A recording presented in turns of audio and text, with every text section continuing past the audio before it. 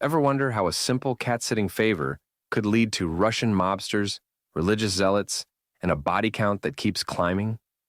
Darren Aronofsky's latest film takes that bizarre premise and transforms it into one of the most unexpected thrillers of the year. You know what's fascinating about that setup? It completely subverts our expectations of what a crime thriller should be. Instead of some hardened criminal, we've got this burnt-out bartender who used to play baseball.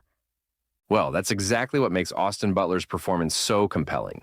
He brings this vulnerable quality to Hank Thompson that you rarely see in these kinds of films. Like, here's a guy who's just trying to keep his head above water in late 90s New York, and suddenly he's caught in this absolutely insane situation. Speaking of that time period, why do you think Aronofsky specifically chose 1998 for this story? Oh man, that's such a great question. You've got this perfect moment right before the millennium, right? New York still had this gritty edge to it, but you're also starting to see the first signs of gentrification. It's like the city itself is caught between two worlds, just like our main character. The way they captured that atmosphere through Lee Batik's cinematography is really something else. Those seedy corners of the city feel almost like another character. And let's talk about actual characters because, wow, this cast is stacked.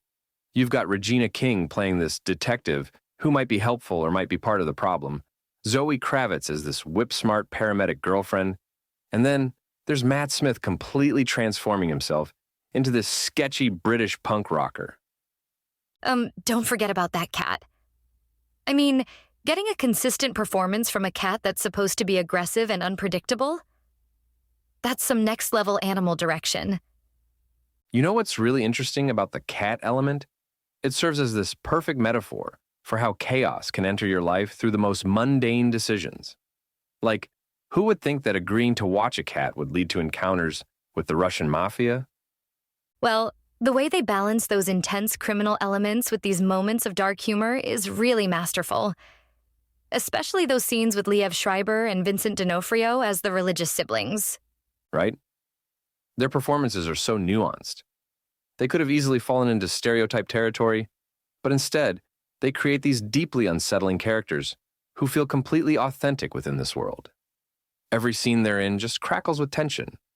The whole film really maintains this incredible balance between genuine thrills and these almost absurdist moments. It's like Aronofsky took everything he learned from Black Swan about psychological tension and applied it to a completely different genre. That's such a good point about the psychological aspects. The way they handle violence in this film is really interesting too.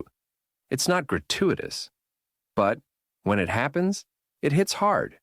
You feel every punch, every consequence. So what do you think this says about Aronofsky's evolution as a director? Well, I think it shows he's willing to take risks with genre conventions while still maintaining his signature intensity.